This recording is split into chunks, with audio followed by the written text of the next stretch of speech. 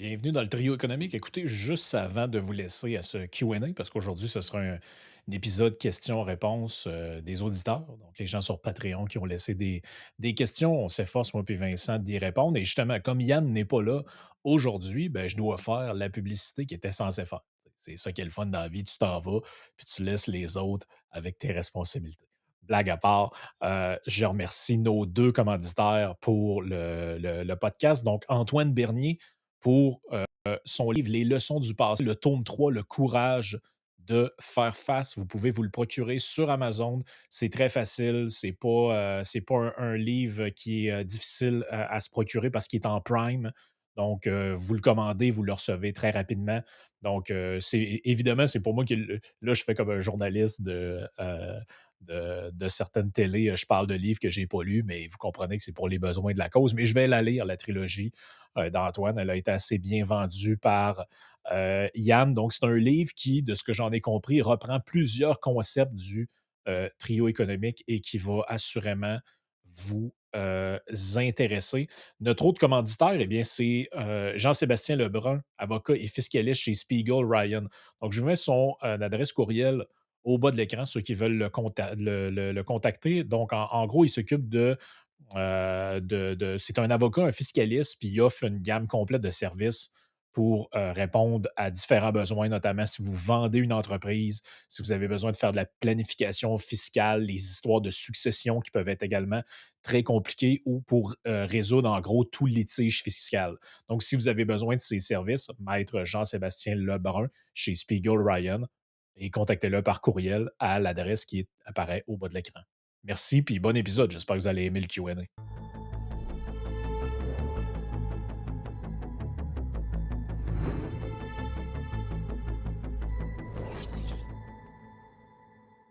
Hey, bienvenue dans le trio économique. Ben, ce sera un duo parce que Yann, il choisit tout le temps ses bons moments pour manquer ça. On colle un Q&A avec des questions. Il y en a sûrement qui y sont destinés, puis lui, il décide qu'il n'est pas là. Fait que, Mais c'est correct. Finalement, on va pouvoir finir une conversation.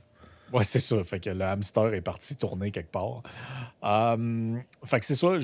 Et comme ceux qui connaissent pas le format, sur Patreon, les gens qui sont abonnés ont la possibilité de poser leurs questions. Il y en a quand même eu pas mal. Je pense presque une quarantaine. Donc, on en a. On va voir combien de temps en fait, combien on va pouvoir en passer. Tu avais fait une petite présélection, Vincent, fait qu'on peut peut-être y aller avec celle que tu avais retenues. Moi, honnêtement, je les ai pas lues à l'avance parce que des fois, ça te fait spinner le cerveau puis tu pars dans d'autres endroits. Fait que j'aime mieux rester à brûle pour point dans ces cas-là. Fait que on y va dessus par ordre du temps que ça fait que les gens l'ont posé ou comment tu voulais y aller? Ben, moi, je t'avais envoyé une sélection, puis je les ai pas mis en ordre. Fait que j'ai pas OK, pas vraiment grave. un ordre, mais le premier que j'ai, là, qui est dans ma pile, c'est Daniel Robillard, qui dit: «Dans les podcasts, vous parlez souvent des institutions et de leur importance. Ma question est: qu'est-ce qui définit une institution? Quels sont les types? Comment en évaluer la santé et est-ce qu'on peut en construire ou les améliorer de manière volontaire ou est-ce que c'est surtout un processus spontané?» C'est sûr, j'allais prendre cette question-là, là. Fait que, tu sais, Daniel, il m'a Mhm. parlé à mes émotions. La réponse, heu, c'est que moi, je pense pas que les gens ont tendance à penser vraiment aux institutions comme si ça impliquait juste le gouvernement. Puis le gouvernement, c'est une institution. Il y en a plusieurs autres. Le fait que Frank puis moi, on a des règles de politesse entre nous autres, c'est une institution qui gouverne notre comportement. Donc, il y a une gouvernance sans gouvernement entre moi puis Frank. De la même manière que quand vous dites en famille, il y a des choses qui se font pas ou parlez pas de ça à table, c'est des formes de gouvernance. Puis la majorité de vos vies sont en manière de gouvernance privée dans lequel il y a de l'expérimentation constante, vous changez les Ben, Les règles un règles peu. de, les règles de bienséance sont un bon exemple de ça. Là, tu sais, Ouais.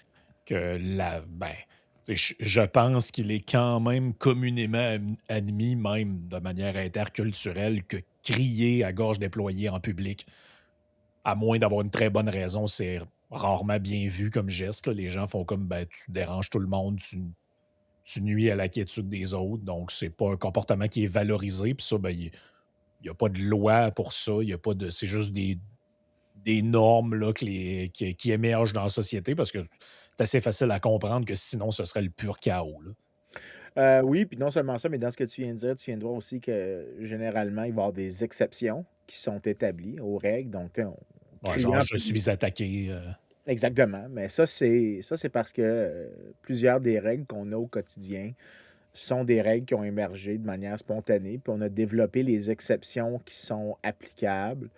Mais, il y a plus que ça par contre, tu sais, on oublie que dans le gros de votre vie, il y a plusieurs manières que vous vous gouvernez. Fait que si vous faites partie d'une association de condos, c'est de la gouvernance privée. Si vous faites partie d'un homeowner association, c'est de la gouvernance privée. Si vous êtes membre d'un club de tir, il y a des règles dans les clubs de tir, c'est de la gouvernance privée. On a des arbitres qui nécessitent pas d'aller en cours, donc on a des gens à qui on fait confiance, qu'on embauche pour arbitrer des différends commerciaux. Tout ce qui est commerce maritime est très en grande partie d'institutions privées. Le droit commun, en fait, toutes les institutions en fait, que l'État a aujourd'hui, donc tout ce qui est responsabilité civile, par exemple, c'est l'État qui a codifié ce qui était avant du droit coutumier ou du droit de ouais. marché. Donc, moi, j'ai jamais accepté l'idée que le gouvernement, c'est les institutions. Puis l'idée, c'est que les On en institutions, c'est avait des... parlé de ça, dans un podcast, là. Ceux qui l'ont manqué, là, je me souviens plus c'était quel numéro, mais ça doit bien faire, au moins une quarantaine de podcasts de ça, là. On en avait parlé quand tu parlais de la piraterie, là. Mhm. Comment les codes, ben, là, c'était l'exemple de la piraterie, mais on pourrait prendre l'exemple de la mafia ou des organisations criminelles. Comment il y a, tu sais, les fameux codes, on dit code d'honneur, là, mais les codes qui régissent les comportements dans des organisations criminelles, on comprend que c'est quelque chose qui a pas rapport avec l'État, là. Effectivement. Il n'y a pas de gouvernement qui est comme bon, ben là, quand le numéro un de la mafia mange une balle, voici ce qui va se passer. Non, C'est ça. effectivement, ça se passe pas de même. Mais, tu sais, tu en as plusieurs aussi qui vont, pour ajouter à ça, qui vont même des fois opérer autour de l'État. Donc, tu sais, pensons, moi j'avais donné, je me souviens, on avait fait un épisode là-dessus, le fil barbelé. Je sais que c'est une drôle d'analogie, mais tu sais, au 19e siècle, l'État dit voici une carte de où les fermes commencent ou s'arrêtent. Ben, OK, d'accord, il s'est écrit sur un morceau de papier, mais une vache qui traverse sur le terrain, si tu sais pas à qui la vache allait, ben, tu peux pas, un, demander restitution, puis deuxièmement, c'est pas comme si la vache le savait où est-ce que son terrain à elle se termine. Heu, donc, tu sais, as des problèmes de enforcement de droits de propriété privée. Ben, si c'est très cheap de construire le fil barbelé, ben, le Mmh. enforcement va se faire de manière privatisée parce que la personne achète du fil barbelé qui est cheap, qui déligne son terrain puis qui évite les problèmes d'intrusion par des animaux, par des voisins ou peu importe c'est quoi. Donc, tu sais, tu as même à l'intérieur de ce que tu pourrais penser que c'est l'État, mais plus souvent fois, tu as du privé. C'est pour ça qu'un de mes articles préférés, c'est The Obviousness of Statelessness. C'est que dans la plupart de vos... The Obviousness of Anarchy, c'est comment dans la plus grande partie de votre vie, l'État n'est pas présent. Mmh. Même son ombre n'est pas présente, puis ça change beaucoup la perspective sur qu'est-ce que l'État peut faire, doit faire et est capable de faire. Non, c'est clair. Ben, ben, le truc du common law, moi, je le trouve bon pour comprendre cette notion-là, là, parce que, tu sais, le les en fait, même, c'est la notion de loi là-dedans, là, justement, la loi des hommes précède celle qui a été dictée par l'État, où l'État, dans le fond, c'est comme l'entité qui arrive par après puis qui renforce ou protège par son monopole de la violence des choses qui existaient avant, là. Donc, on comprend que même avant qu'il y ait des gouvernements organisés, les humains considéraient que le meurtre, c'est mal, le vol, c'est mal, ce genre de choses-là, là. Donc, les relations entre les humains étaient quand même codifiées sans que ce soit nécessairement écrit dans un livre de loi avec un juge, puis tout ça. Mais tu sais, c'est ça. Mais c'est difficile, ça nous ramène un peu au sujet de la State Trick. C'est difficile de se l'imaginer parce qu'aujourd'hui, on a comme accepté toutes les prémices et tous les arguments qui justifient la surabondance de lois quand c'est pas nécessairement nécessaire. Tu sais, le classique de ça, c'est presque chaque année, tu as des médias qui font sais, des genres de chroniques de fin d'année là, où tu commences à manquer de sujets. Fait que là, tu fais un spécial sur les lois les plus stupides qu'il y a dans le monde ou dans telle juridiction. Puis là, tu as quelqu'un qui découvre que, je sais pas, tu n'as pas le droit d'amener un cheval dans un centre commercial, dans tel État, je sais pas, au Missouri. Puis là, tu as toujours quelqu'un qui arrive avec l'argument suivant que la vaste majorité des gens, je pense, acceptent sans trop y revenir.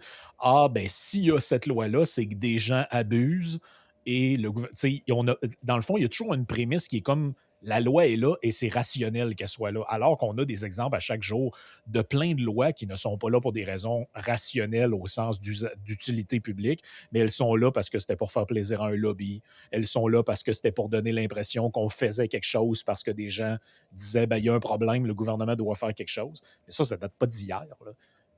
L'exemple de ça, c'était la fameuse loi là, sur l'obsolescence programmée. Là. Des citoyens sont persuadés que, parce que des gens leur disent ça, que les compagnies complotent pour fabriquer des objets qui durent pas assez longtemps. Qu'est-ce que le gouvernement peut faire là-dessus? Ben, on va faire une loi contre l'obsolescence programmée, puis le problème va être réglé. Mais là, dans le futur, il y a des gens qui vont arriver et ils vont utiliser cet argument-là. Ils vont dire ben, il y avait cette loi-là, elle a été faite, et si elle a été faite, c'est parce qu'il y a des gens qui abusaient. Ouais, ben, écoute, l'obsolescence programmée est un bon exemple de ça. Puis souvent, c'est même pas factuellement bien basé. Mais peut-être la meilleure illustration, puis on pourra passer à la prochaine question, c'est Hayek qui écrit son livre qui est le moins bien écrit de la gang, selon moi, c'est Law, Legislation and Liberty. Ouais, j'ai jamais Puis été capable de le finir, celui-là. ah, c'est honnêtement, écoute, j'ai essayé, puis il y a des morceaux que je comprenais pas, puis c'est grâce à des conversations avec d'autres personnes qui sont OK, des ça me philosophes rassure. que j'ai réussi à comprendre certains passages. Il y a des trucs, c'est parce qu'il écrit comme un Allemand. Puis les Allemands, si tu les lis pas en allemand, apparemment, si tu les lis en allemand, apparemment, ils sont compréhensibles. Si tu les lis pas en allemand, ils sont absolument ingérables. Il y a quelque chose dans l'allemand comme structure de langue qui est absolument unique, où est-ce que chaque mot veut dire quelque chose d'absolument Mhm. unique, puis tu as un mot pour le contexte, puis ouais, c'est pas lisible. Mais dans le titre, par contre, il y a le point essentiel, c'est law legislation. Législation, c'est ce que l'État fait comme gouvernance. Law, c'est le plus grand ensemble qui inclut ce que nous, on est capable de faire comme gouvernance privée par des traditions, par le droit commun, par le marché, parce que le marché est une forme de réglementation via la concurrence, la réglementation via la recherche d'intérêt Mhm. personnel, parce qu'à un moment donné, si en étant malhonnête maintenant, tu te prives d'échanges plus tard, ben ton futur toi police ton présent toi. Donc, tu as comme plusieurs mécanismes de loi qui sont différents de la législation. Puis le point d'Hayek, c'est que la législation, c'est un petit ensemble de ce que tu pourrais appeler beaucoup plus largement la loi. Puis c'est pour ça d'ailleurs que tu remarqueras que je dis rarement une loi, je vais dire une législation. Ça, c'est parce que j'ai intériorisé ce point-là. Mhm. Deuxième question. Je te laisse encore le choix des. Bon, on avait Kevin avec un E. Gagnon, je veux pas rire de toi, Kevin. C'est juste, j'aime ça. J'aime ça choisir. J'aime ça tapocher les Kevin. De son pseudo, le payeur de taxes heureux. C'est ça que. Ah, mais c'est sûrement un de ceux qui tripait sur Raymond Bachand quand il nous disait que ce qui est important comme peuple, C'est d'être heureux. c'est d'être heureux. Ouais, ça doit sûrement être un clin d'œil à ça. J'ai l'impression qu'il y a un lien avec Raymond, qui a disparu, soit dit en passant. On le voit plus du tout, l'ancien Ouais, c'est ministre pas des tant Finances. mal, hein, pareil. Non, non, je me souviens pas. Écoute, Je suis pas quelqu'un qui me manque particulièrement, je te dirais. bon, un étatiste dans une mer d'étatistes, c'est pas, ça m'affecte pas. Il demande si on veut mettre un Sénat au Québec, ce que je suis absolument favorable, est-ce qu'on peut le faire dans la Fédération canadienne ou on peut juste le faire dans un pays? Il n'y a rien qui nous empêche de revoir un Sénat au Québec, largement parce qu'on en a eu un jusqu'à. Bon, tu peux débattre si c'était 1964 ou 1968, parce qu'il y a une loi qui a été votée en 64. Puis finalement, l'abolition a été faite en 68 après un paquet de gossages parce que la Chambre haute n'a pas voulu acquiescer dans son abolition. Mais tu as d'autres provinces aussi qui ont eu pendant longtemps une Chambre haute. Par exemple, la Nouvelle-Écosse en a eu un jusqu'à 1928 ou 1925.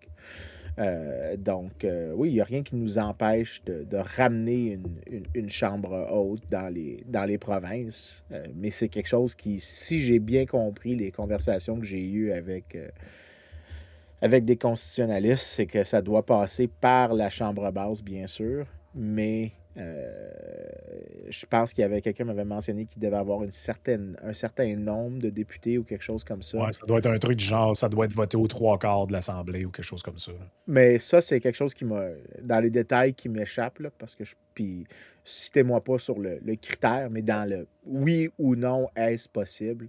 La réponse, c'est oui. Donc, c'est tout à fait dans l'univers du possible. Est-ce que c'est dans l'univers du politiquement possible?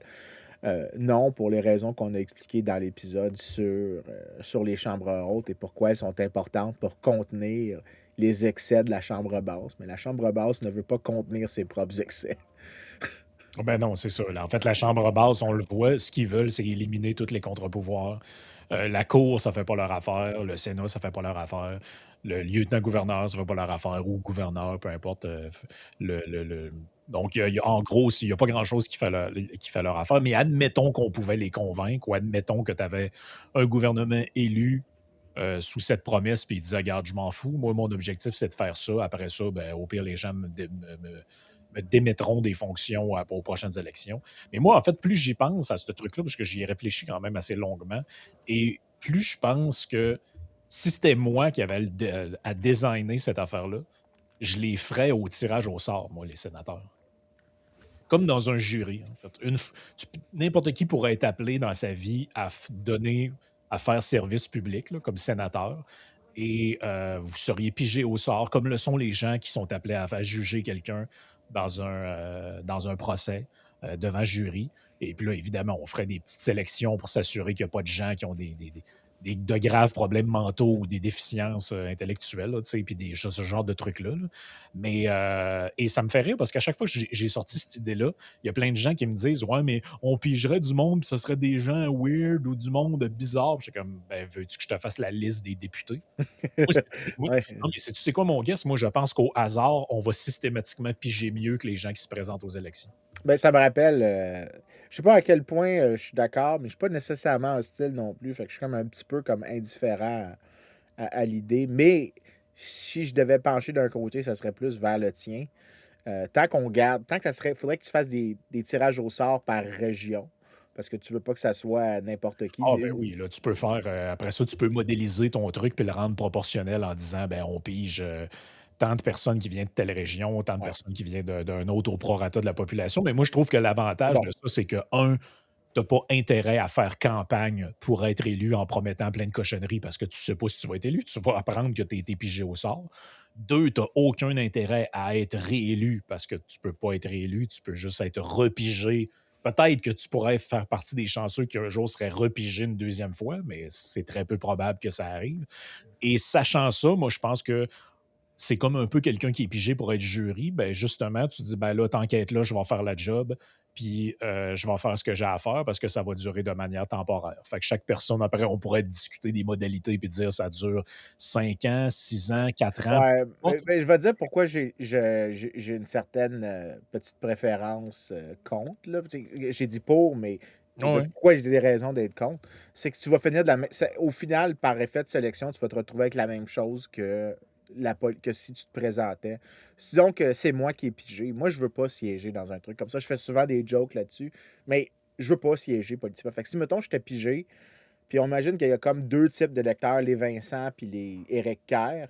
Ben, à un moment donné, tant que tu piges des Vincent, les Vincent disent: «Non, je ne veux pas servir, je veux pas être juré». Non, mais moi, tu Mais as pas là le choix, tu vas y aller, là.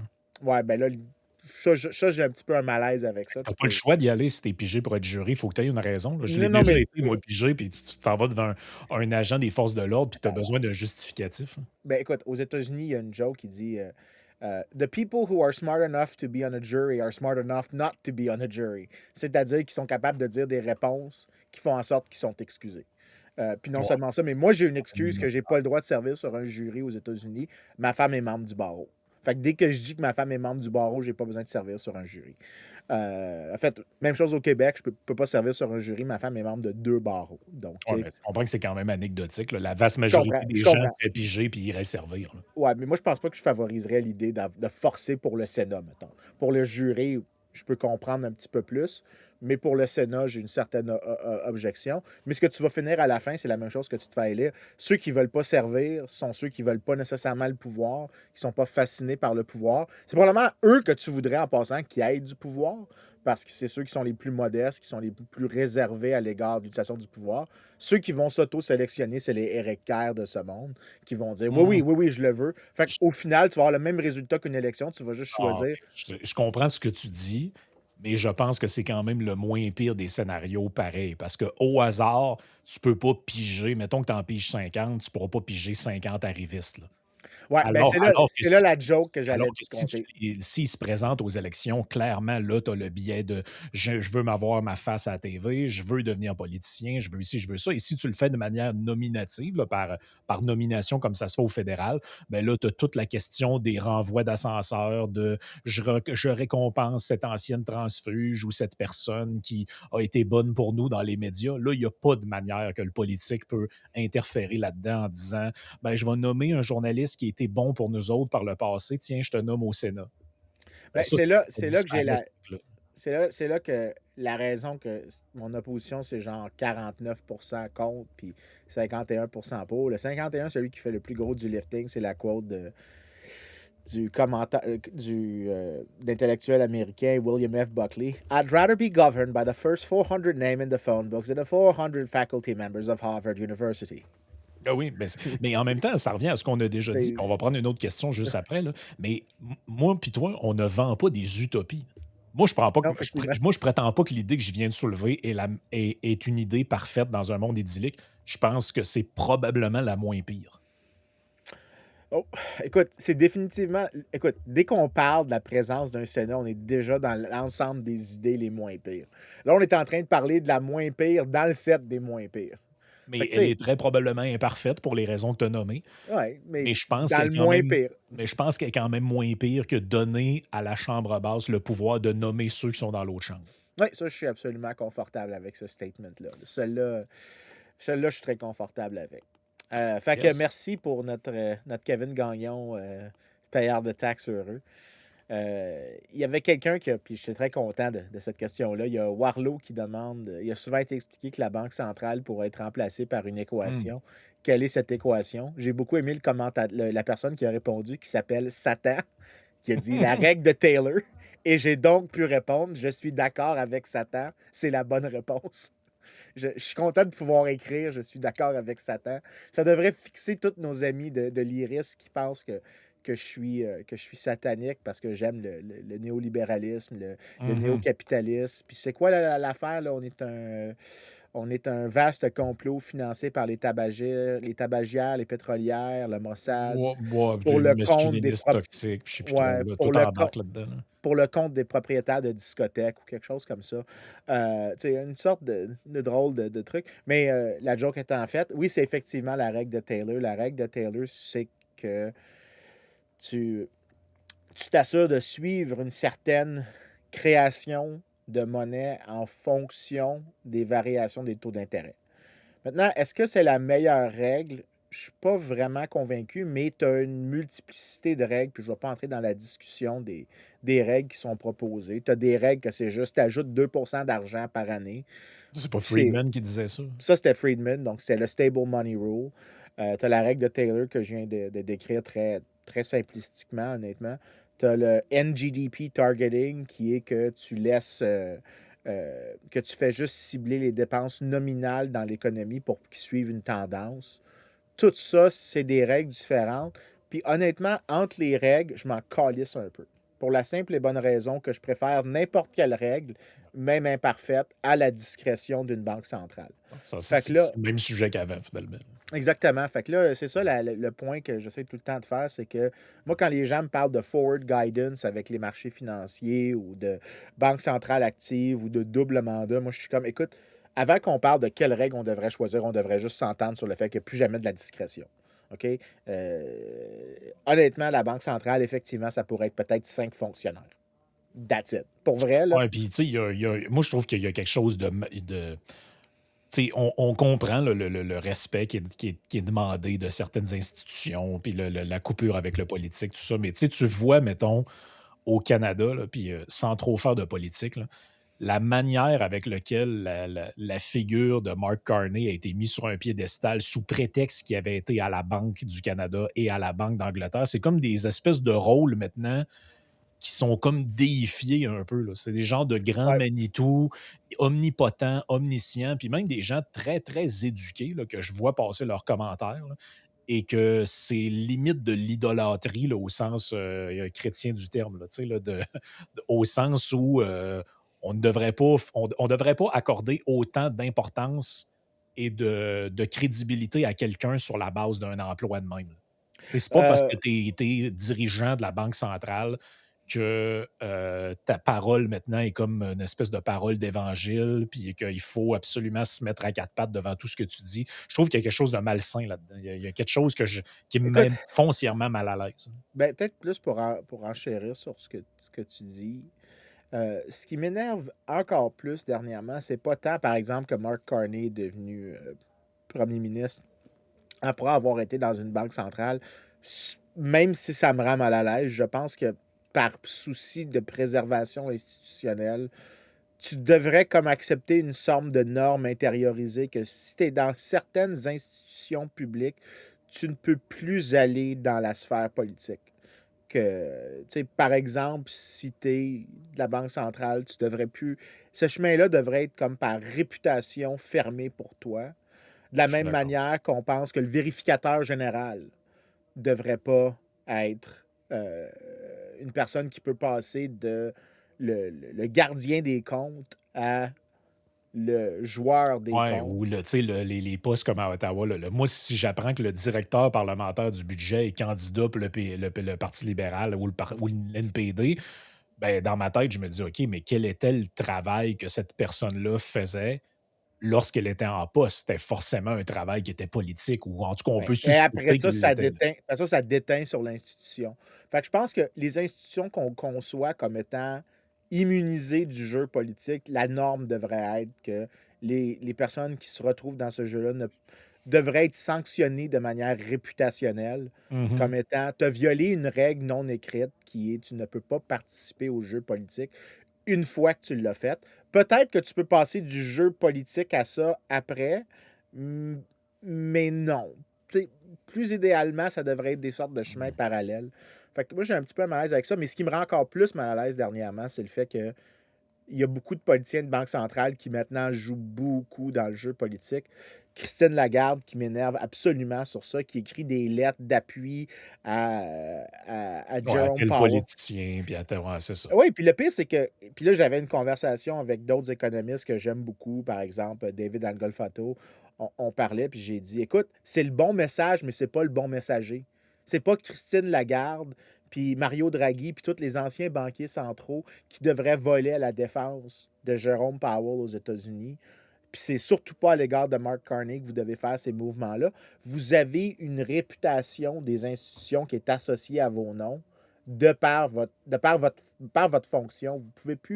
Vous pouvez plus être le messager de ces messages-là. Vous devez maintenant avoir un degré de neutralité parce qu'en ronde 2 ou en ronde 3, ce qui va se passer, c'est que l'institution, la crédibilité de l'institution va être minée, tant dans sa neutralité que dans le fait que les politiciens vont sentir qu'ils sont maintenant capables de toucher à cette institution-là parce que maintenant, elle fait partie du jeu politique. Fait que de deux côtés, tu es en train de l'éliminer. Tu es en train de la miner de l'intérieur. Fait que tu as quelqu'un Mmh. qui creuse le fondement même, le noyau, que le noyau devient hollow, comme on dit en anglais, le vide. Mais en même temps, tu encourages le politicien à venir piocher de Ben oui. l'extérieur. Et là, tu vas avoir des trous qui vont émerger. Donc, non, j'ai vraiment un malaise dans les dernières années. C'est pourquoi je te dirais que depuis un an, je suis devenu encore plus radical que je l'étais dans le passé sur la question de rules before discretion with respect to monetary policy. Donc, tout ce qui est politique monétaire, n'importe quoi qui est une règle, là, puis qui nous enlève encore plus de discrétion politique, ça. Même si la règle est imparfaite, présentement, c'est beaucoup plus important d'aller dans cette Ouais, puis direction-là. si la règle, elle essaye pas de se faire à croire qu'elle peut prédire l'avenir, là. Non, c'est ça. Puis en plus, puis une règle stable, ça permet aux gens de s'adapter autour de cette règle-là, même si la règle stable n'est pas idéale. Tu sais, Exact. on avait déjà fait à un moment donné l'espèce de ranking. L'idéal, c'est d'avoir une bonne règle qui est stable. Ensuite, une mauvaise règle qui est stable.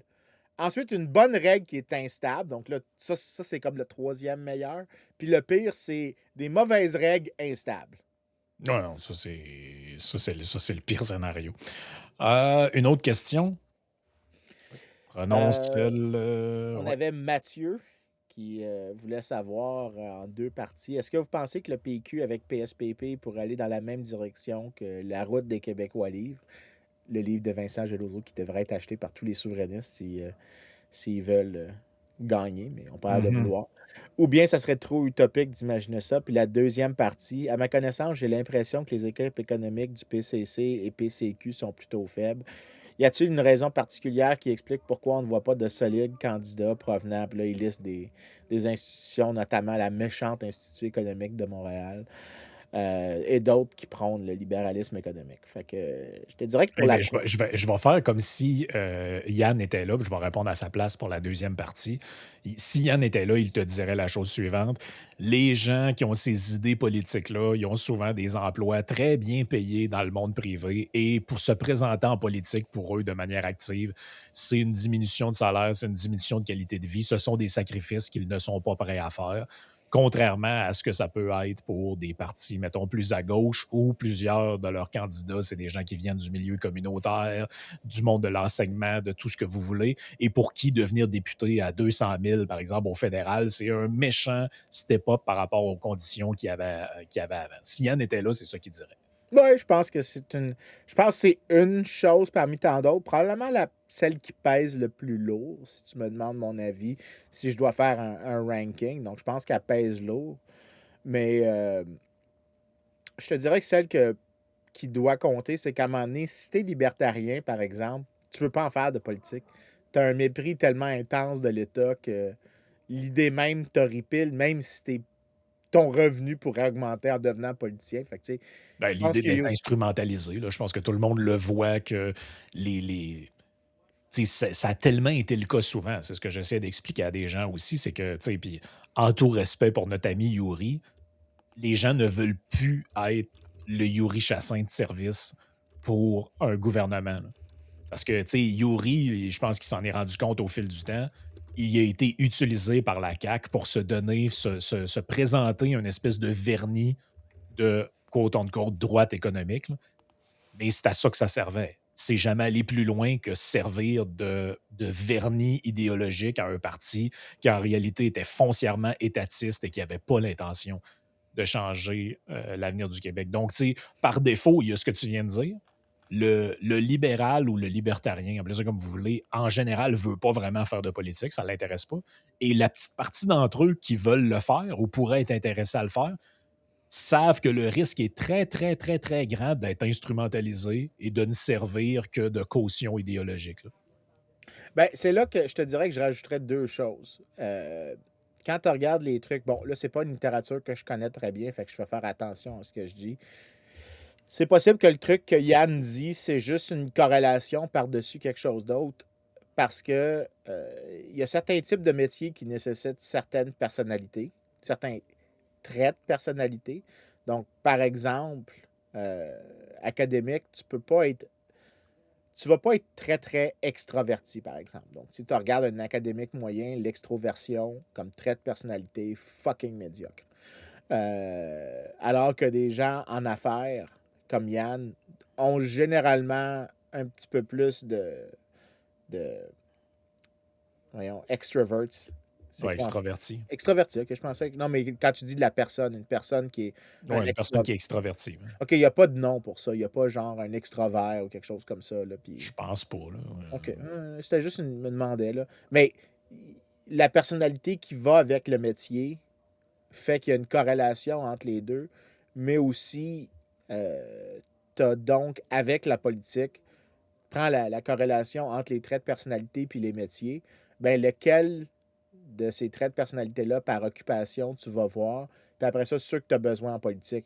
Tu peux pas être introverti en politique. Fait que par définition, un académique a moins de chance en politique. Par contre, pourquoi tu vois beaucoup d'avocats? C'est pas parce que les avocats, je pense, sont meilleurs. C'est parce qu'ils ont un trait de personnalité qui est très, très compatible avec le jeu politique. Un avocat, généralement, est capable de plaider, capable de parler. Eh oui. Donc, je pense que c'est plus qu'il y a un lien avec les traits de personnalité Mais tu qui sais, si sont on liés fait avec le ça. lien, Vincent, avec la partie 1 de la question de Mathieu qui était sur le PQ et Ouais. PSPP. Moi, si, mettons, je rassemble les deux, puis je te laisserai commenter la première partie de sa question après, là.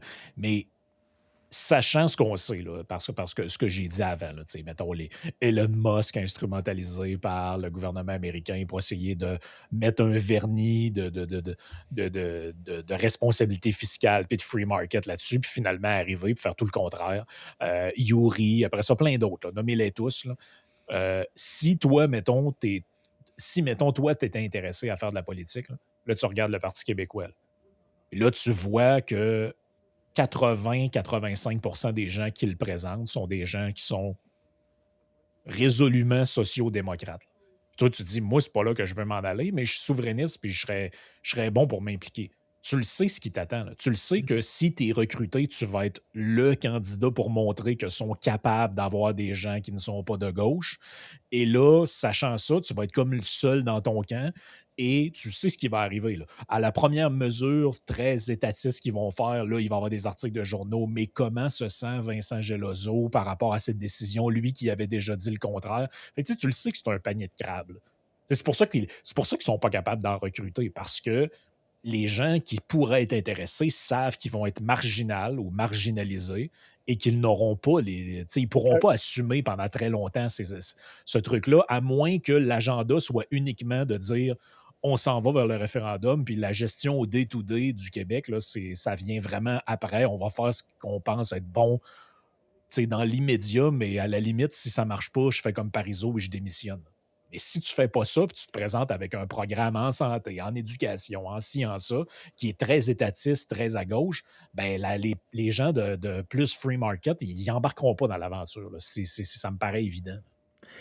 Je te dirais que je suis d'accord avec ça, avec l'addition du point sur les personnalités. Je pense que à cause des métiers, les personnalités overlap, puis les métiers généralement, qui ont des traits qui corrèlent c'est juste un produit de plusieurs corrélations entre eux. Je pense pas qu'il y a vraiment un lien causal. Mais parmi ceux qui seraient susceptibles de vouloir faire de la politique activement, définitivement, ce que tu dis, je pense que ça compte pour beaucoup. Tu sais, ça m'arrive pas souvent de penser à vouloir faire de la politique. Des fois, je m'imagine plus aller foutre la merde qu'autre chose, là, par plaisir, mais c'est pas très mature de vouloir foutre la merde. Sinon, je l'ai fait déjà assez en débattant avec l'Iris. Mais ça, c'est parce que, whatever. Ouais, c'est ça. Ça m'a donné un punching bag facile. Ouais. Faut bien se gâter de temps en temps. Mais c'est c'est pas quelque chose que si, mettons, je devais céder à ces tentations-là, je sais que le dernier rempart que j'ai, c'est effectivement que je me ferais utiliser parce que tu veux crédibiliser le Parti québécois ou crédibiliser le Parti conservateur ou crédibiliser Ouais, X c'est ou ça. Y. Ça va dans tous les sens. Ça. Non, j'ai pas. Je suis pas aussi tête de cochon qu'Yann, mais je pense que dans mon cas à moi, c'est une des choses qui fait en sorte que moi, je veux pas y aller. Mais pour la question du PQ, moi, pour vrai, pendant peut-être quelques mois, je me suis dit, le PQ envoie des signes qu'ils essayent de le faire, mais je n'étais pas super convaincu que ça allait se passer. Fait que, tu sais, j'ai écrit le petit livre pour au moins que l'idée soit dite à un moment où peut-être les gens voulaient écouter.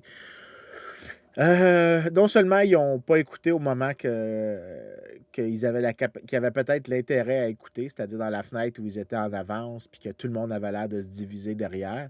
Mais maintenant, ils n'ont plus aucun intérêt à écouter, tout simplement parce que le Parti libéral est rendu quoi, un point devant le PQ maintenant, dans le dernier que j'ai vu, le Palace, ou quelque chose Ouais. comme ça. Maintenant, je m'excuse, mais la souveraineté, c'est mort. Puis si j'en crois Mathieu Bock-Côté, c'est à cause que la population immigrante au Québec a augmenté de 50 en 2 ans. Ça s'est pas Ouais, c'est ça, passé. Ça s'est c'est pas passé en passant, gang, j'étais sarcastique. non, c'est ça, malheureusement, et leur capacité de lire des sondages est assez limitée. Ben, c'est ça. Voilà pour, la question de Mathieu.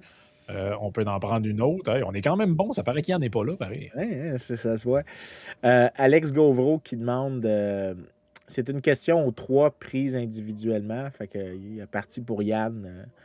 Yann ne pourra pas répondre, mais est-ce qu'il y a des aspects du libéralisme ou de la droite plus économique avec lesquels vous êtes un peu moins en désaccord? Fait que c'est Alexandre Gauvreau qui demande ça. Ou Un à peu tout moins le moins, d'accord. un peu moins en accord, excuse-moi, ou qu'à tout le moins, il n'y ait pas de consensus entre vous 3 et autres collaborateurs. Moi, je ne peux pas parler pour toi ou pour Yann, Frank, mais je pense que dans la gang sur le libéralisme, je suis beaucoup plus genre uncompromising, comme on dit en anglais. Donc, je suis un petit peu plus. Je suis plus radical que vous deux sur. En fait, moi, je suis plus prêt à accepter, par exemple, l'étiquette libertarienne que toi ou Yann, là. Euh, donc, tu sais, je pense que entre les trois, il y a des mini différences. Euh, que je me trompe en disant ça? Ben, moi, 90 du temps, je suis quand même assez à l'aise dans l'environnement, dit libertarien, là. Ça me rejoint sur un vaste paquet de cas. Là où je doute souvent pas des prémices, mais de la faisabilité de ces idées-là, c'est, tu sais, j'ai de la misère à embarquer dans l'espèce de discours genre faut laisser le monde vendre de l'héroïne, puis tu sais, war on drug is stupid. Puis je suis comme, tu sais, parce qu'avec l'espèce d'argument genre, ben, comme on peut pas l'empêcher, il faut arrêter de dépenser des ressources là-dessus. Puis je suis comme, ouais, mais on peut pas non plus empêcher qu'il y ait des meurtres puis de la pédophilie, mais je pense pas qu'il faut laisser ça aller non plus. Cet argument-là, ben, j'ai tout le temps trouvé un peu stupide. Je comprends pas pourquoi des gens utilisent cet argument-là. Ben, c'est sûr C'est- qu'il y a une question de distinction entre les prescriptions de politique publique puis la justification qui est donnée pour celle-ci. J'ai toujours un peu un malaise avec les libertariens, par exemple, qui vont se présenter à leur congrès national, puis qui vont dire un permis de conduire, c'est quoi en prochain? Un permis pour avoir un grille-pain. Puis t'es là comme, écoute, de toutes les choses que le gouvernement fait, l'idée du permis de conduire ne m'empêche pas de dormir la nuit. OK? Tu sais, je veux dire, ouais. je m'excuse, là. Ben, c'est que moi, tu sais, Ah! j'aime beaucoup le manifeste libertarien de Matt Keeby, puis je pense que si c'était généralement présenté comment lui présente les grands principes libertariens, il y a plein de choses qui seraient jamais dites par les acteurs ou les porte-paroles de cette famille-là. Tu sais, notamment, Don't steal, don't hurt people and don't take their stuff. ouais, don't hurt people and don't take their stuff. Tu sais, Tellement simple. moi, je pense que si tu vends du fentanyl à des enfants, je pense que tu es hurt.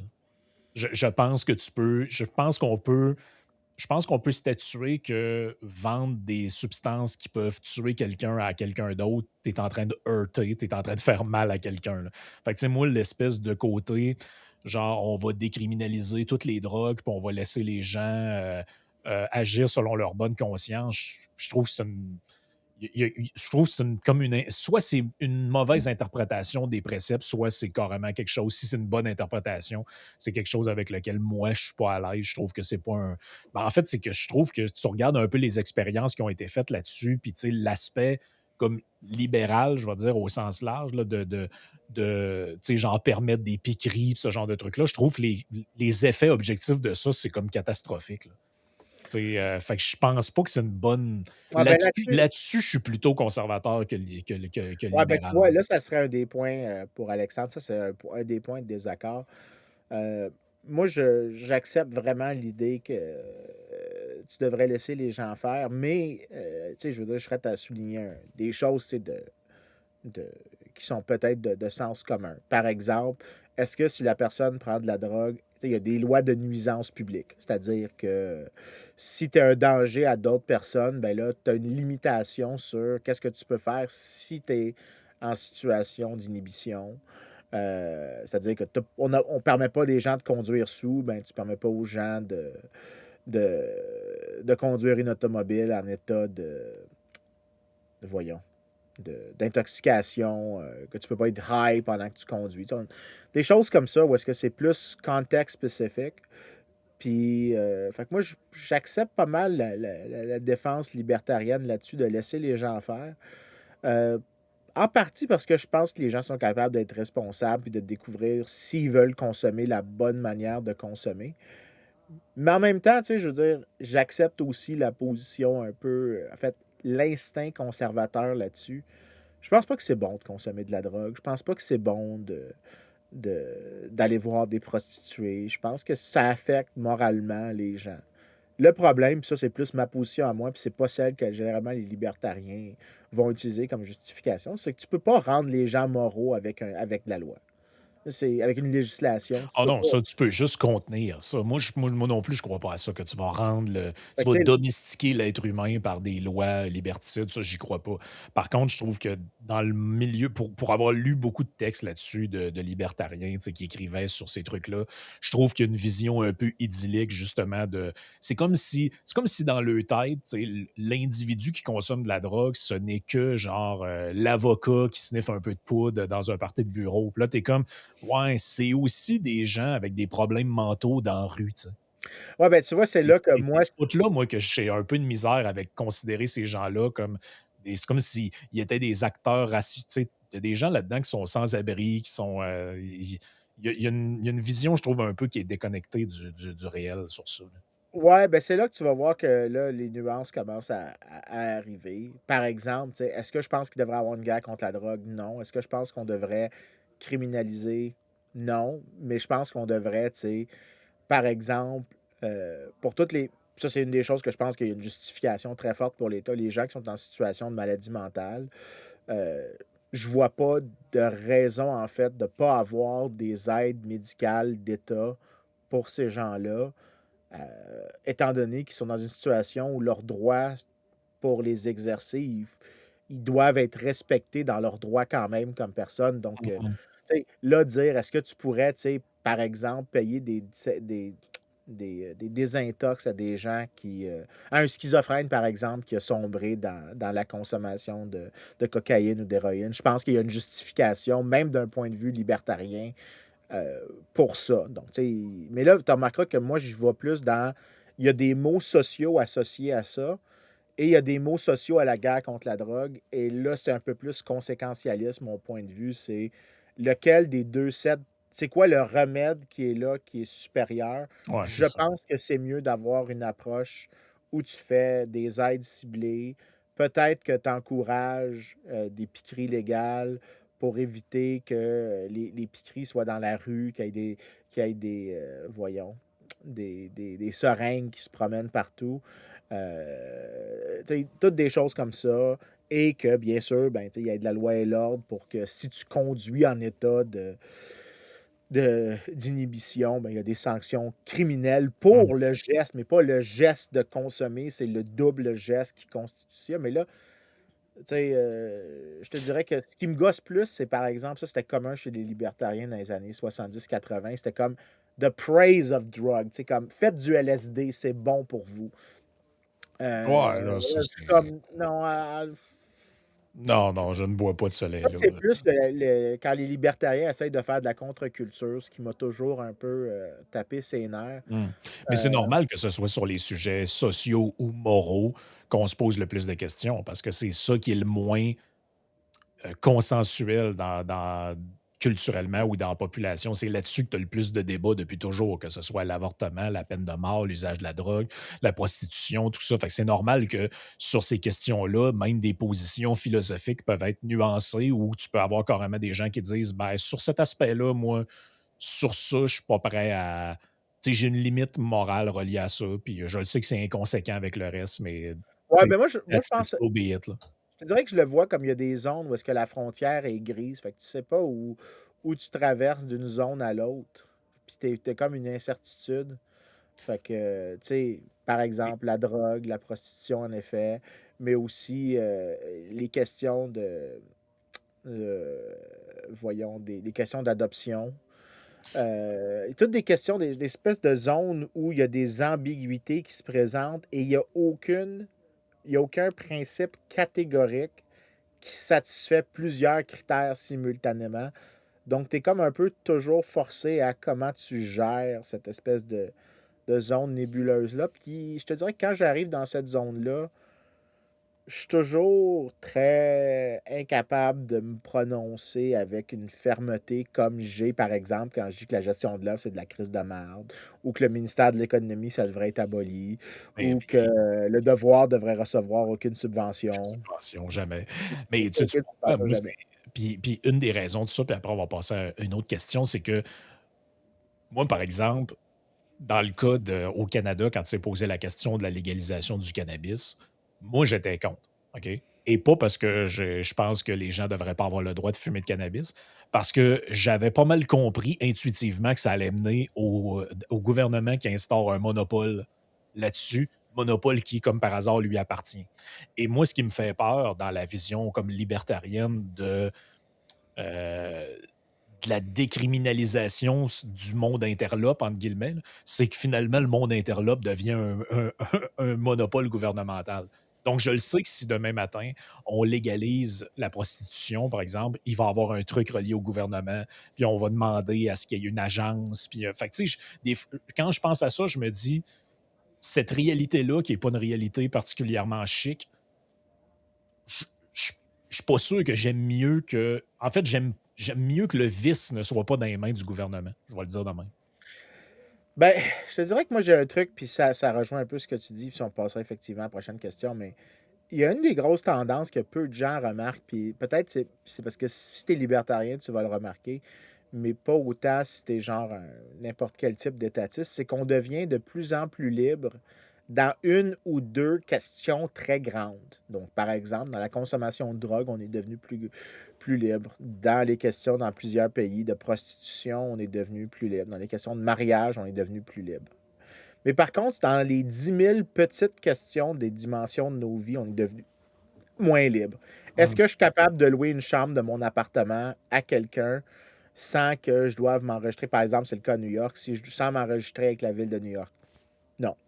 Est-ce que j'ai le droit de vendre du lait à mon voisin? Non. Est-ce que j'ai le droit de faire de la cuisine chez moi puis de vendre la nourriture que j'ai faite à certaines personnes? Non. Il y a des villes où est-ce qu'ils interdisent des gens de cuisiner pour les sans-abri s'ils n'ont pas un permis de la ville. Et est-ce que tu as le droit de prendre ton auto, offrir des services de covoiturage à d'autres personnes? Non. Fait que là, c'est comme toutes les petites affaires de la vie au quotidien qu'on a perdu beaucoup de liberté, je pense, dans les Ouais. dernières Ah, je 30 suis ans. d'accord avec ça. Puis je pense que c'est plus important d'être libre dans 10 000 petites dimensions que d'être libre dans une ou deux grandes dimensions. Tout simplement parce que des fois, tu sais, par exemple, tu dis l'État ne peut pas rentrer chez vous, puis disons, sans un. C'est qu'il y a des grosses protections, disons, sur la propriété privée, puis on imagine dans un scénario fictif que je suis en train de construire présentement qu'il y a encore des lois contre la sodomie, donc contre l'homosexualité à toute fin pratique. Mais si l'État ne peut pas rentrer chez vous pour venir inspecter, avec qui tu couches, l'État peut pas faire respecter sa loi qui viole tes libertés d'être homosexuel. Donc, c'est pas un crime d'être gay. Ben, si l'État n'est pas capable de violer toutes tes autres petites libertés, ben, d'une certaine manière, oui, il a illégalisé ton comportement, mais sa capacité de faire respecter son souhait d'illégalité n'est pas aussi fort.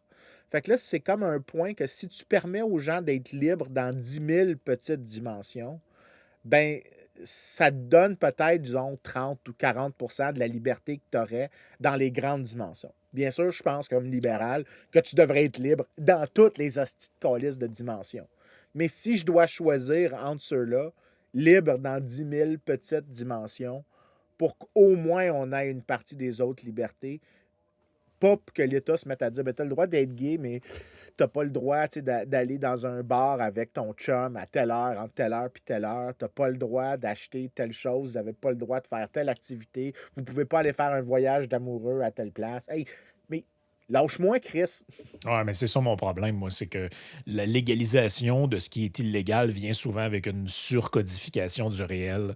Puis, tu sais, moi, je pense que entre la persécution et le war on drug, mettons, ce genre de truc-là, et la légalisation avec les monopoles confiés au gouvernement, ce genre de truc-là, il y a un espace de tolérance là, qui peut-être mérite d'être laissé comme ça. Tu sais, mettons, dans plusieurs endroits au Québec et ailleurs, Il y a des bars de danseuses nues. On le sait qu'il y a des gestes sexuels qui se posent là-dedans. On sait qu'il y a des gestes que c'est littéralement de la prostitution. Là. Tu payes pour un geste sexuel. C'est toléré. Il n'y a pas vraiment de police qui rentre là-dedans pour arrêter des gens. C'est comme dans une genre de zone grise. C'est quoi? Je pense que c'est correct de même. Moi, je veux pas que ce soit. Je veux pas que l'État se mette à faire une loi sur les bars de danseuses pour dire ben là, entre telle heure et telle heure, puis il faudrait comme s'assurer que la personne soit syndiquée. Puis, tu sais, non, laissez ça de même. Juste mêlez-vous de vos affaires, puis Ah, ben, c'est Jello Sautry. Est-ce que tu es en train d'empirer les choses? c'est ça. Puis le Jello Sautry dit aussi, est-ce que tu es en train d'empirer les choses dans d'autres dimensions que celles dans lesquelles tu es en train d'intervenir? Parce que s'il y a des effets inattendus à ce que tu es en train de faire, ben là, peut-être que tu devrais pas le faire. Fait que, Exact. tu sais, c'est fait, on a fait le commentaire. On a fait le commentaire. Prochaine question. Simon Brien, ma question porte sur c'est quoi la taille optimale que devrait avoir l'État québécois. Je vous écoute Mmh. depuis environ un an et j'ai pu en apprendre beaucoup sur différents modèles. Là. Il en parle d'une coupe, notamment celui de notre ami Marcel Boyer. Vous pouvez aller chercher l'épisode sur la social-démocratie concurrentielle, montrant en passant ce que je t'avais d'expliquer. Si c'est possible, serait-il possible de présenter, donc un petit peu une répétition, les rôles et responsabilités souhaités de l'État québécois? Est similaire au modèle présenté dans Friedman dans Capitalism and Freedom. Si le sujet a été traité précédemment, c'est pour ça que je référais à l'épisode de Marcel Boyer, si ça t'intéresse, Simon, c'est celui-là, je pense que ce serait un bon point de départ. Dans la réponse que moi je donnerais, il y a deux parties à ma réponse. La première, c'est peu importe la direction dans laquelle tu vas, tu regardes l'éventail de c'est quoi que l'État québécois fait, puis c'est quoi que tu prends le range de social-démocrate à Vincent Geloso, I hate the state, de c'est quoi ce qui pourrait être la taille, de ce que les gens croient normativement nécessaire comme État, le Québec est au-dessus de ça. OK? Le range, tu vas trouver des gens qui vont dire un État qui maximise la croissance puis le bien-être est autour de 40%. Puis ça, c'est le seuil maximal. Si tu regardes à l'autre extrême, aux alentours de 10 à 15%. Donc, ça dépend un peu de la stratégie d'estimation quand tu essaies de maximiser. Mais là, je vais comme dire, regarde, je m'en sac de quelle stratégie tu utilises. Je vais juste prendre toute la fourchette. La fourchette, c'est entre 15 et 40%, mettons. On est nettement au-dessus de la fourchette au Québec. On est à peu près à 51-52%, tout gouvernement confondu. Je pense qu'on avait fait le chiffre dans un épisode juste avant quand on parlait de Ouais, c'est litiges. beaucoup trop. Là. Fait que, tu sais, vraiment, à ce stade-ci, quand t'es comme au Québec, tu peux vraiment bouger dans la direction. Si c'était en Alberta, je serais un petit peu moins. J'utiliserais pas cette réponse parce que l'Alberta est comme dans la fourchette. Mais le Québec est tellement au-dessus de la fourchette que tu pourrais facilement trouver des choses. Si tu fais la liste du pire au moins pire des programmes, puis je pense que le pire, c'est tout le ministère du Développement économique au complet, en incluant Investissement Québec, puis les agences de développement régionaux, fédérales. Tu me prends ça, tu me coupes ça, tu me crisses ça au vidange. Tous les fonctionnaires sont virés, puis ils sont pas remplacés, ils sont pas replacés. C'est juste tout un beau paquet de pink slips, puis that's it, that's all. Ça, c'est... Avec ça, tu as déjà économisé, là, je me souviens plus du chiffre parce que je l'avais mis dans le livre, mais c'est plusieurs milliards de dollars. Tu t'approches pas du 10, mais tu es comme peut-être plus proche de 5 ou 6 milliards avec juste le provincial, si tu d'abolir toutes ces agences-là. Puis tu me coupes les impôts sur le bénéfice des sociétés par la même proportion. Chip, chap, chop, but goodbye everyone, good night. Don't close the door on the way out. Fait que, tu sais, ça serait pas mal ça, le premier que je ferais au Québec. Maintenant, si on était dans la fenêtre, c'est la deuxième partie de la réponse, je te dirais que ma réponse à tout ça, c'est toujours, c'est quoi les catégories? Parce que les gens pensent, il faudrait que tu privatises les prisons ou la police ou la justice. Moi, je le vois pas de même. Je le vois quelle portion du service on peut privatiser. Par exemple, Ouais. est-ce que je laisserais les services correctionnels dans leur entièreté au privé? Non. En fait, on a fait un épisode à un moment donné là-dessus où j'ai dit que c'était comme une des zones que je suis très confortable. Est-ce que la cuisine de la prison devrait être privatisée?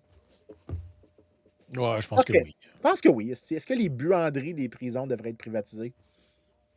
Oui, je vois pas de problème pour qu'il y ait un encan, pour que l'État se trouve une personne qui va opérer au lieu que ça soit une ferme d'État qui gère les buanderies.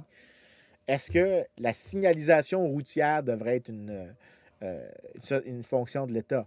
Oui. Est-ce que faire les signes de signalisation routière devrait être un truc d'État? Non. Tu sais, c'est plus ça comme ça. Par exemple, est-ce que la police, on avait fait ça avec l'Institut économique de Montréal, est-ce que toute la police devrait être privée? Non. Est-ce qu'il y a des services de police qui peuvent être privatisés? Je pense que oui. Par exemple, on le fait déjà, les camions de banque sont protégés par des agences de sécurité privées. Ce que l'État doit faire, c'est le service de déterrence et d'inspection, donc les enquêteurs. Puis ça fait une justification d'avoir un service de police qui se concentre sur cet aspect-là de coercition. Mais par exemple, un barrage routier à la sortie du pont Victoria à Saint-Lambert, tu ne devrais pas avoir 8 policiers. Tu devrais avoir 2 policiers avec 6 agents de sécurité. Les agents de sécurité, parce que les policiers, si tu penses à qu'est-ce qu'ils font quand ils vont à l'école à Nicolet, ils ont une longue formation, ils ont des talents très spécialisés, puis là, tu les envoies faire quoi? Des barrages. C'est définitivement une mauvaise allocation des Ah oui, ressources. Fait clairement. que moi, quand tu me parles des frontières de l'État, je vais vraiment y aller comme je vais essayer de casser les services en le plus de petits morceaux possible. Puis là, je vais y aller au triage avec une petite pince puis dire, OK, ça c'est définitivement privé, ça c'est définitivement public, ça c'est définitivement privé, public, privé, public, privé, privé, privé, privé, privé, privé, privé. Tu sais, puis je vais être capable de faire cette espèce de distinction-là. Puis c'est de reconsidérer c'est quoi l'état minimal au lieu de dire c'est la justice, la police, Ben oui. la défense militaire. Non, je pense que, par exemple, ça ne me rendra pas beaucoup d'amis, mais j'ai pas de problème à ce que le Canada embauche des mercenaires. Est-ce qu'il devrait avoir une armée canadienne? Oui, mais tu pourrais avoir des mercenaires pour certains services, comme par exemple, pourquoi tu mettrais pour protéger des convois dans les arrière-lignes, mettons, pour exagérer, pourquoi est-ce que tu mettrais des soldats hyper spécialisés s'occuper de ça? Ah non, tu mets des mercenaires qui s'occupent des missions moins importantes, puis tu permets aux soldats de se spécialiser dans les choses qui sont plus importantes. Oui, je sais, j'ai dit la chose. Là, Blackwater, check là, il veut privatiser la police, pas l'armée. Ah! OK, calme-toi, l'Iris. Mais c'est du cas par cas dans ce Oui, cas-ci c'est du de cas par cas. montrer que tu penses à si ce qu'on veut, c'est qu'il y ait un certain service qui soit produit par l'État et qu'on dit que le marché ne peut pas le produire, c'est quoi ce service-là exactement et précisément et comment l'État peut mieux le faire en se spécialisant uniquement dans cette mission-là. Mmh. Fait que Mais c'est ça justement, ma peut-être réponse. avant de passer à la partie Patreon, parce qu'on va prendre encore quelques questions, pour les gens dans cette partie-là, si vous voulez vous joindre. Il y a beaucoup, beaucoup de gens qui ont demandé pour avoir le fameux Geloso Tree, là. Donc là, je le fais apparaître à l'écran, là. Donnez-moi un instant. Bon, vous le voyez. Donc là, vous avez l'option d'arrêter l'image puis de le screenshotter, là. Mais sinon, je ne sais pas comment on pourrait faire le. Parce qu'il y a des gens qui disaient: Hey, je voudrais le faire imprimer, je voudrais ci, je voudrais ça. Fait que là, ben, vous en avez une version là, qui apparaît à l'écran. Sinon, peut-être, ben, Vincent, je pense que tu Mais amènes de si temps en temps sur tes réseaux sociaux. Les gens mais peuvent. si tu m'envoies le PDF, je peux le mettre sur mon site web, puis je te rends mon serveur personnel. Renvoie-moi, je vais te renvoyer le lien, puis on le mettra dans la description. Parfait. Donc, on va faire ça. Fait que ceux qui veulent l'avoir maintenant, là, c'est sûr, je l'avais fait comme ça sous forme de petits signets en me disant si on le fait un jour comme imprimé, ben, ça, les gens peuvent s'en servir quand ils lisent un livre. Je Fait trouverais que que. quand je serai au Québec, puis on fera un événement, ça pourrait être le swag qu'on donne aux gens. Exact. Mais entre-temps, C'est quand ceux même qui la en marque veulent, ben, vous Econo. pouvez le screenshotter. Sinon, ben, on va trouver un moyen que les gens puissent le télécharger. Fait que c'est ça, ben, il nous reste encore quelques questions. Fait que passons à la partie behind the paywall, puis on va prendre quelques autres Taverne, questions des auditeurs. à la taverne. Et oui, à la taverne, c'est ça. Fait Ouais. qu'on on peut se permettre d'être Ben, écoute, d'être moins gentil dans cette partie-là. j'étais pas super gentil dans la première, mais OK. Fait que dans Patreon, il m'en reste peut-être 2 qui sont sérieuses, puis après ça, je vais te laisser choisir quelles qui t'intéressent le plus, qui sont dans le moins sérieux, là.